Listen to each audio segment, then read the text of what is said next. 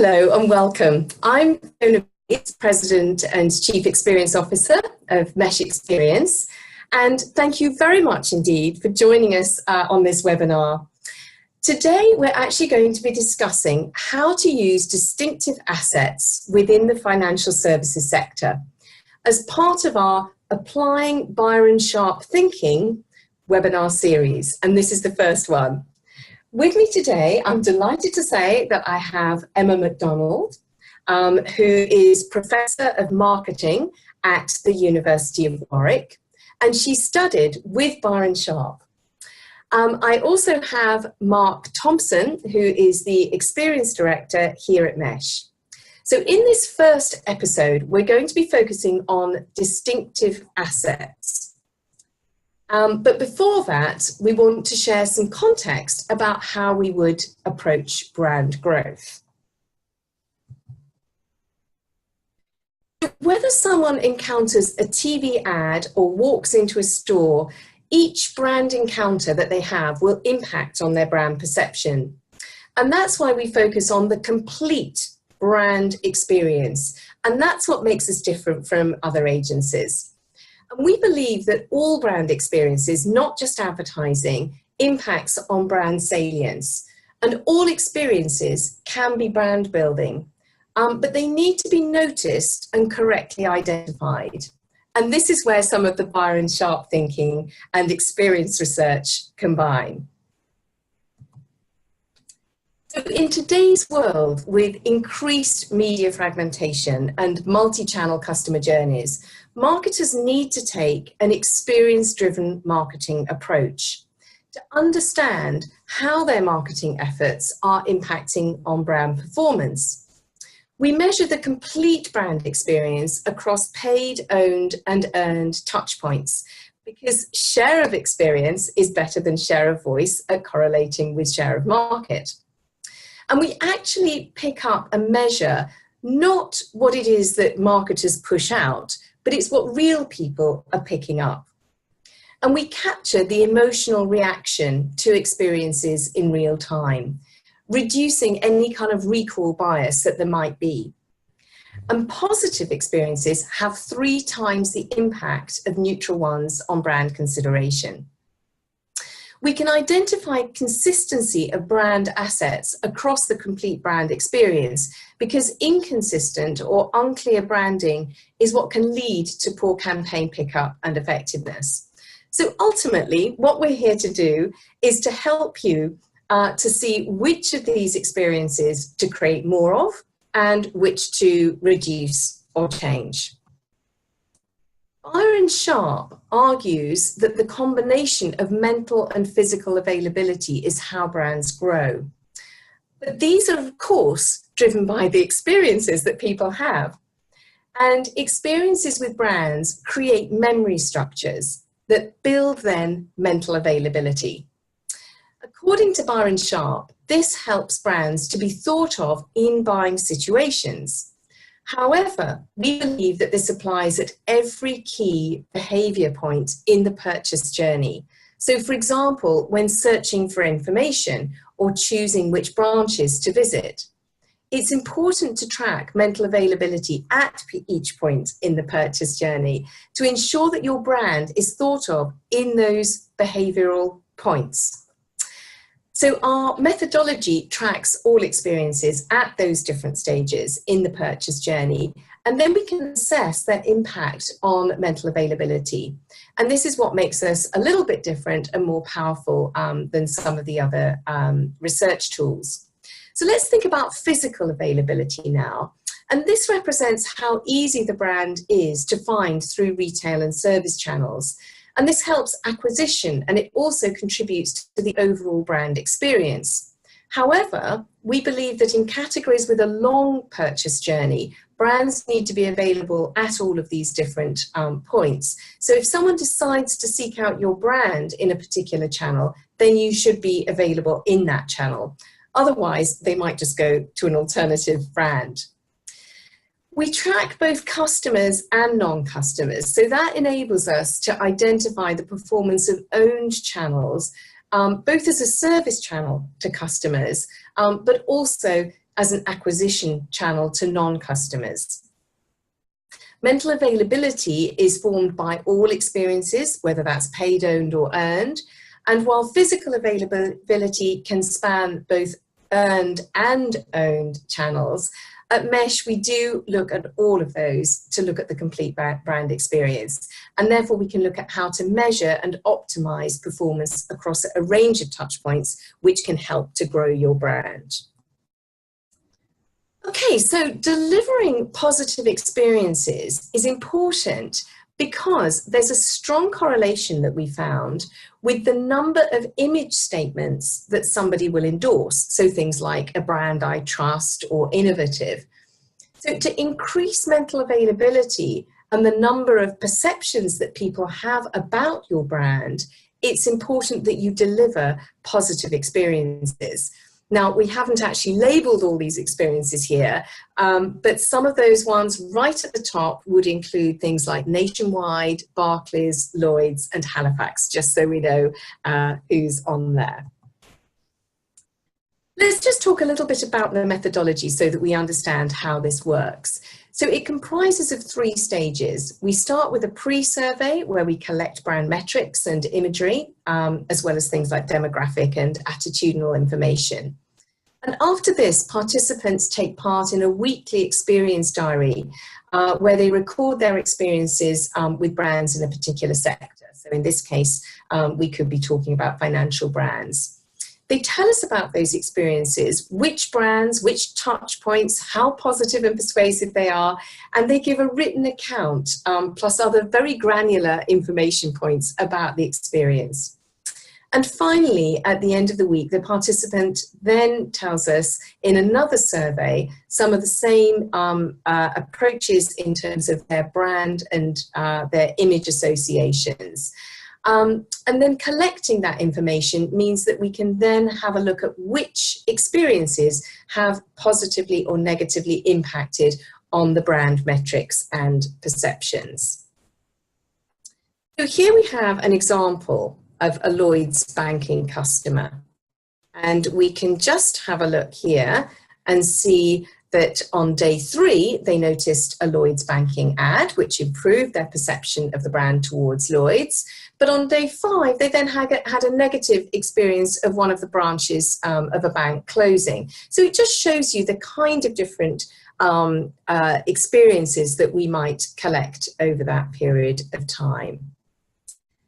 So that's a little bit of background about what we're doing at Mesh, but now I'm delighted to be discussing with Emma her experience of working with Byron Sharp and how that can be applied. So Emma, thank you very much indeed for being here. We're absolutely delighted that you're able to join us for this webinar. You were actually with the Ehrenberg Institute, founded by Byron Sharp, right at the beginning. Please paint a picture for us all so that we can understand what it was like. Okay, well, yes, I did join the centre as one of the first researchers. So I did an undergraduate degree in marketing, and Byron Sharp was my professor, and he had this vision, I think, to start this centre up, and I guess at the time I didn't realise what a big vision it was, but he recruited a few of us to join the Institute, and I conducted my master's degree with him. I completed a thesis, and I looked at brand awareness as a component of brand equity and its impact on consumer decision making. And I didn't know it at the time, but I guess the way I conducted that research was very consistent with the kind of principles of the Institute for Marketing Science, because I use very rigorous scientific approach, experiments, replication, and that kind of thing, which Byron is very keen on, because he's very, as people who know about the work he does, he's very keen on challenging assumed wisdom and making sure that any assumptions we have in management are based on science, based on evidenced knowledge. So I guess that, so at the time we were just a group of researchers working on different projects sort of around this theme of brand equity in the lovely city of Adelaide. I am now, I haven't worked there, that was many years ago that I did that, but I've remained an adjunct of the Ehrenberg Marketing Science Institute.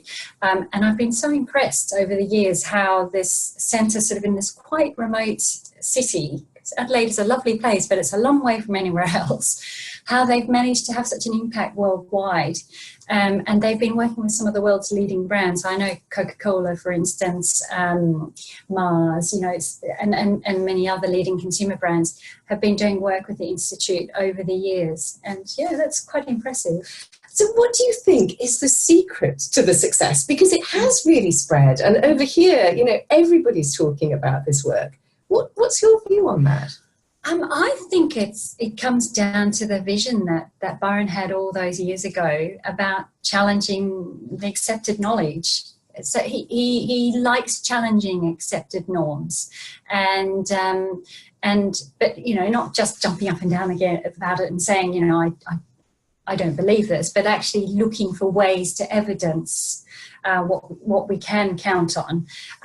So I think over the years he's managed to convince brands to sort of share their data with them. I know they've got lots of big data sets which they've been collecting over the years, and they trawl through that looking for things that we know for sure happen across multiple data sets, multiple contexts, and where the boundaries are for that knowledge. So I think that's had that impact. Really interesting. And obviously now you're at Warwick. Mm-hmm.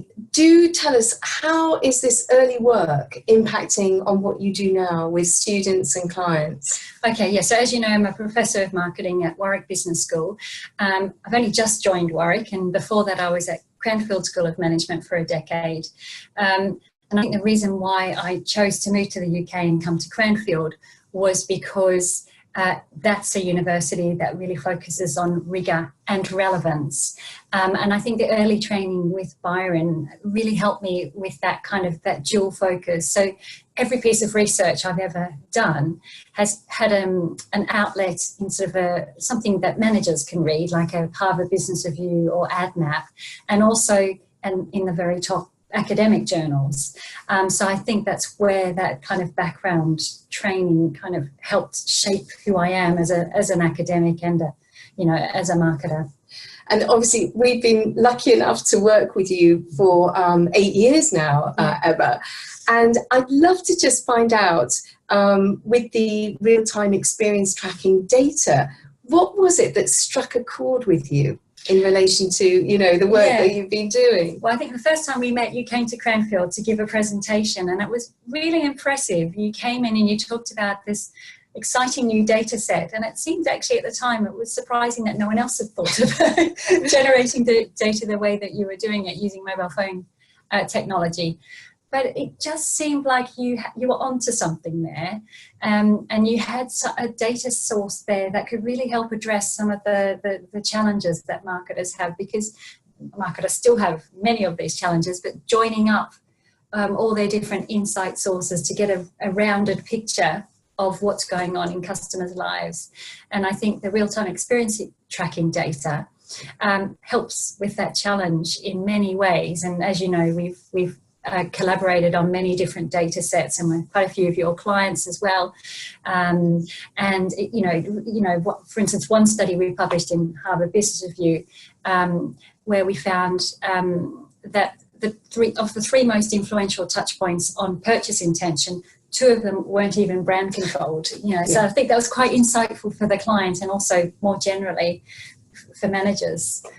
Yeah. Well, thank you. And we hope to obviously continue doing a lot more work with you.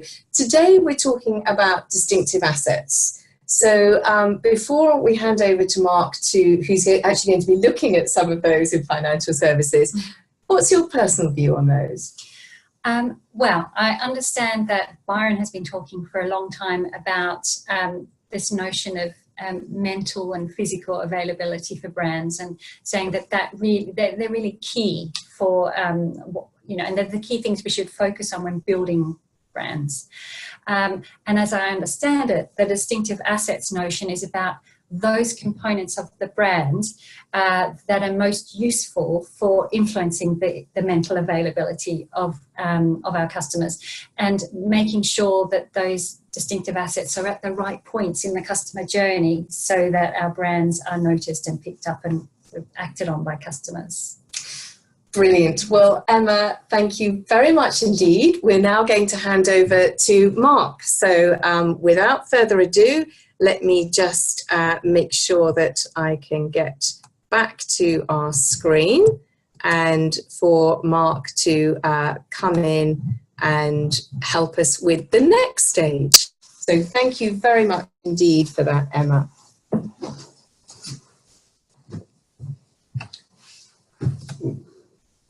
Thank you very much. Okay, so really in my section, I'm going to take you through a few examples of distinctive assets within the financial sector, so using some of our previous studies and research. Simply to start off with, a distinctive asset makes it easier for consumers to notice, recognise, recall, and ultimately buy the brand. So in a sense, they're identifiers. They act as mental shortcuts to allow consumers and customers to make quicker decisions. And for brands, they help make advertising and communications more effective by making the brand more noticeable, the advertising more noticeable and standing out. In his book, How Brands Grow, Byron gives a few examples of distinctive assets, so colours, logos, taglines, symbols, celebrities, and even advertising style itself. But there are many more, such as sounds and touch and even smell, that can be distinctive assets for brands. Really, the strength of a distinctive asset is based around two elements, so its uniqueness and its prevalence. So ultimately, we want distinctive assets which can be widely used, but also really strongly connected back to our brand and don't influence on competitors or any confusion with competitor brands. So in FMCG, traditionally, where buyers are light buyers and also brands compete for the same customers, the reason distinctive assets are really important is because they help advertising cut through and stand out more. So distinctive assets, again, generate noticeability, so making advertising more effective. And that helps to build these mental structures and increase mental availability over time. And what that means is at the point of purchase, these mental salients, the mental cues activate, and customers where the brands are more top of mind, they're more salient, they're more likely to buy. So really the role of distinctive assets is to be noticed, stand out, and at the point of purchase, make those decisions easier for customers. Within finance, I mean, essentially the role of distinctive assets is very similar in terms of making the brand more noticeable, helping the communications and advertising stand out. But the real difference is the number of touch points that someone is exposed to or can interact with a financial brand, and also the general relationship with products and also the life cycle and timing of purchase within the financial sector. So really, if we're taking a retail bank, for example, there are so many more touch points and the life cycle of the interaction with the brand is much longer. So it's not just about making sure that advertising stands out, but the whole way that the brand is seen and interacted with is really important. So this offers a much greater opportunity, in a sense, for a lot of financial institutions, financial brands, because they have so many more touch points to use. And distinctive assets is a way that they can bring all these together and bring that holistic, consistent approach to the brand. So I'm going to talk you through a few examples from research we've conducted in the past from a range of different brands. I mean, to start off with, Lloyd's has a very strong association with the black horse. So it's used in their symbol, in their advertising, and across their brands, really. And then often it can be used as a replacement for the brand name itself. And we've seen that when someone is exposed to a Lloyd's TV ad, around half of them actively mention Black Horse when telling us about that experience. So this isn't even just looking at noticeability, but actually even deeper, people actively mentioning the Black Horse. So the really strong relationship that people have when seeing advertising, noticing that and actually telling us that the Black Horse is part of their experience. Generating noticeability, actually the Black Horse helps to create a sense of reassurance. Here we have an example of someone telling us about their experience with the Lloyd's TV ad. And not only are they mentioning the black horse, but in combination with the by your side for 250 years, for them it's creating a sense of reassurance and nostalgia. So actually, distinctive assets can be used not just for notability, but to create a sense of feeling or to evoke emotions within customers. And it's important to understand, I guess, what your distinctive assets generally do communicate. And it takes time to be able to build that up. So actually aligning your distinctive assets with certain feelings within the advertisement can mean in future you can use those as shortcuts to evoke those feelings again. So we see a similar thing with TSB, where their advertising style, which is for them a very distinctive asset, is creating a sense of people feeling safe and relaxed. So again, using that style over time can kind of generate that feeling ongoing. But also importantly, where we come from is that we want to be not only generating experiences, making sure those experiences are related back to the brand, but as we saw earlier, the more positive experiences are, the higher share of positive experiences, the more people are likely to endorse you for a range of statements. And also we know that a positive experience has 3 times the impact on brand consideration than a neutral one. So that's why we strive to look at positivity. And here we see that TSB's paid advertising is the most positive and persuasive in the market, in the retail banking sector. So their use of animation, the sounds, the voiceover, the whistling, also the focus on the product and brand message, and the focus on customers as well, makes their advertising really strong.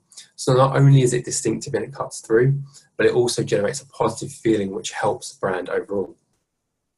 And we've got an example here which is quite interesting, where we saw that even when someone is fast forwarding through adverts, they can actually still notice the TSB.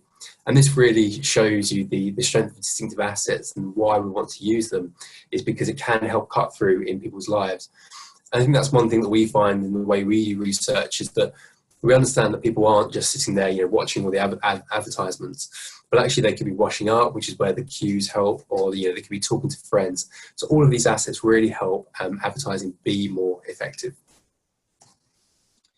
As well for TSB, so we've talked about the advertising generally, but like I say, the sounds, so the voiceover and whistling not only make it instantly recognisable, but also help to engage people so they can join along and feel part of the brand as well. So again, a really good way to connect with customers through pay. We have seen it used in other sectors. So aggregators particularly use songs and sounds as well as characters to really make sure their advertising is distinctive.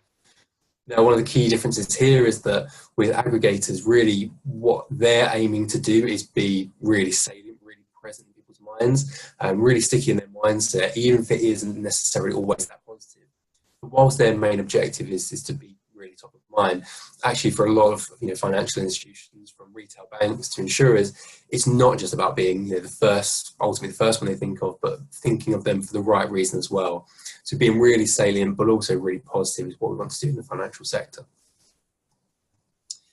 We've recently seen from HSBC, they've launched their sound identity this year, and the aim of this was to bring cohesion to all of their touch points, have a single kind of identifier which goes across, where people can, again, in these different interactions, understand what brand this was for, and have those cues they can associate back with the brand.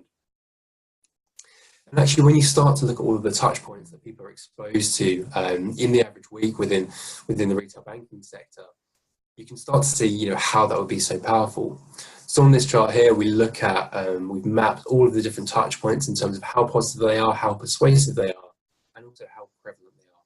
And you can see there's so many different interactions that people have within the sector, let alone within brands within that. So actually having a single identifier across all these touch points would be a really powerful way to bring those touch points together and bring that consistency. We've also seen for HSBC this year a move to a new and a more consistent campaign style and approach. Now, one of the things with distinctive assets is that they do take time to build, and they're not just kind of born out of a single campaign or piece of activity. They generate and build over time. So we have seen throughout this year a gradual trend towards more positivity towards the campaigns. Obviously, individual campaigns will differ in terms of how people interact, but we've started to see a stronger association between HSBC and Rich Iowati. And we've also seen that some of those feelings and communications that were built in the early campaigns are still coming through later on. So we expect with using this consistent style throughout the next year, we expect to see this build and be a really strong, again, distinctive asset for the brand. But it's not just visual elements or sounds that brands can use as distinctive assets. So here we have an example from American Express, where they associate themselves with a very platinum premium feel by having metal cards in themselves. And actually we've seen that translate through to merchandising. With an example here where someone was paying for a bill in a bar in America, and actually they were served the receipts on a metal Amex branded tray. Again, creating that brand linkage through that metal touch back to the brand. So again, it's not just about the visual elements, but also understanding that there's a whole range of senses which can be used to connect back to the brand and help that brand stand out. Another distinctive asset is obviously colour, a key one that a lot of brands use, and we've seen that Santander is particularly strong at this within the retail banking sector because of their strong bright red profile.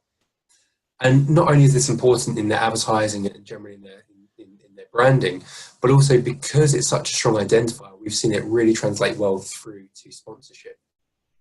So here we've seen that the sponsorship with the bike scheme helps Santander stand out, as well as what we've seen through to their translation into F1. And again, combining your brand, making sure that it stands out with events or sports that are positive in themselves, again, is a good way to generate that positivity for their customers. We've seen some good examples from the challenger banks where they've started to take traditional banking assets and making them more distinctive towards themselves. So Starling Bank turned the bank card portrait to make it stand out, be different from others. And Monzo, we've seen a lot of good examples from where not only their brand identity and their customer journey from receiving a golden ticket through to becoming a customer, but also we've seen that their bright orange cards actually get noticed. And we've got an example here of where one participant saw their colleague use the Monzo card, and actually it stood out, and they wanted to ask them more about that. And this generates positive word of mouth and word of mouth advertising. So again, using assets which in the past haven't necessarily been that distinctive or utilised, we've seen the challengers banks really succeed from ways of doing this. And both of those actually feature the MasterCard logo, which in itself is a really strong asset. So used with or without the brand name, and also in advertising, again, really stands out. You can see a really good example of a powerful, distinctive asset. But one of the things that we need to make sure is that the distinctive assets that we use have a connection back to the brand meaning or brand purpose. We did see that Metro Bank, when it launched, generated a lot of positivity and media with its relationship with dogs, and using allowing dogs in the branch and having dog bowls and dog food. But actually, whilst this did create positivity initially, it didn't have necessarily a true link back to the brand. And if that asset isn't invested in over time, then it can't be used as a strong distinctive asset. So it does still need to have some purpose or link back to the brand, which can be built in communication or can be intrinsically through the asset that you're using. One example where we've seen purpose run through all of their touch points and everything that they do is Nationwide. So from their TV advertising style to their in-branch experiences, and also their logo and their name itself, all reinforces their building society image. And where Nationwide is really strong is what we've seen is their branch experiences. So here again, we look at branch experiences within the retail banking sector in terms of how positive they are and how persuasive. And Nationwide really stands out there. So they understand the importance of not just having really strong paid advertising, but making sure that translates through to the experience that people get in branch, and to make sure there's not a big difference between the expectation driven from advertising and the reality of the customer experience. And one of the reasons it's really important to have consistency across all touch points is, here we've got an example from the insurance sector from More Than. And we find that the closer someone gets to the point of purchase or renewal, the wider range of touch points they're exposed to. So they are exposed to more, but also here what we're showing is they're exposed to a wider range of touch points. So not just seeing a TV ad, exposed to other sorts of media, paid media, but also potentially going on different websites, so owned assets, and speaking to people.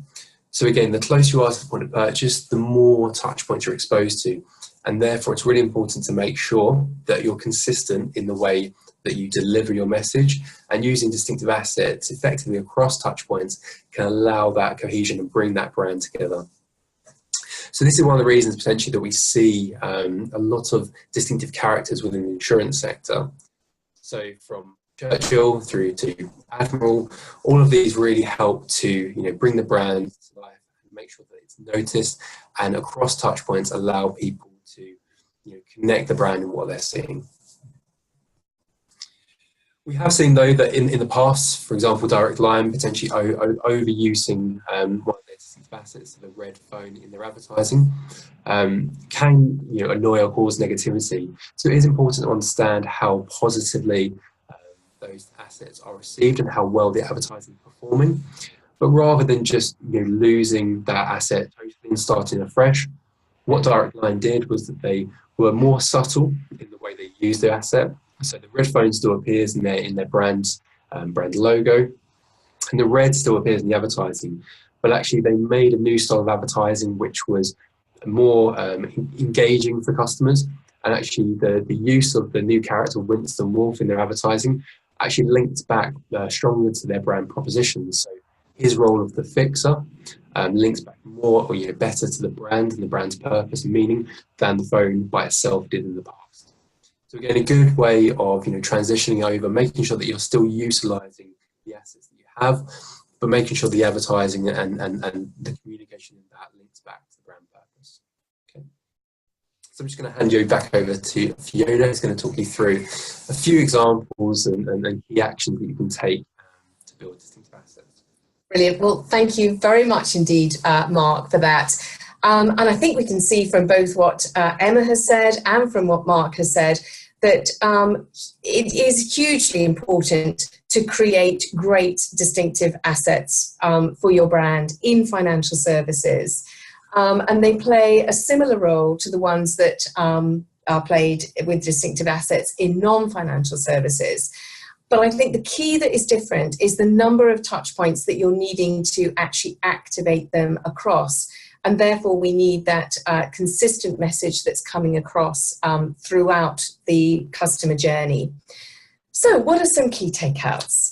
Well, first of all, when building new distinctive assets, it's really key to have strong branding so that we can ensure that everyone knows who the brand is for. So that's the first one. You want to build the connections between your distinctive assets and the feelings that you want to drive. So that's what we've seen for Lloyd's, when people have that very strong emotional connection with the horse. It's also important to use a range of sensations. Don't just rely on the visual cues. So some interesting ideas there in terms of distinctive assets. And let's see what happens with the HSBC work that's been done recently. We want to use distinctive assets that instinctively align with brand values and link to the customer proposition. So again, that was very much what we were just seeing there with the fixer, somebody who can actually fix your problems, and that links very powerfully, I think, in terms of the way that Direct Line have used that. We want to try also to connect all touch points with a single identifier, and that could be very powerful, we feel. But ultimately, the key is to be consistent across all your touch points, and therefore it's important to understand the strength of those assets and to track the performance of how people are interacting with your brand. So I would now like to thank all of you very much indeed for listening today. Stay tuned as well for our next webinar. This is the first in the series of applying Byron Sharp thinking to financial services. Episode 2 will be out shortly, and that's all going to be on how to increase mental availability. And then episode 3 will be on how to increase penetration. So I'd like to thank all of you today for listening. We do hope that you've got some benefit out of it. I'd also like to thank very much indeed Emma McDonald and also Mark Thompson for joining me. Thank you very much indeed.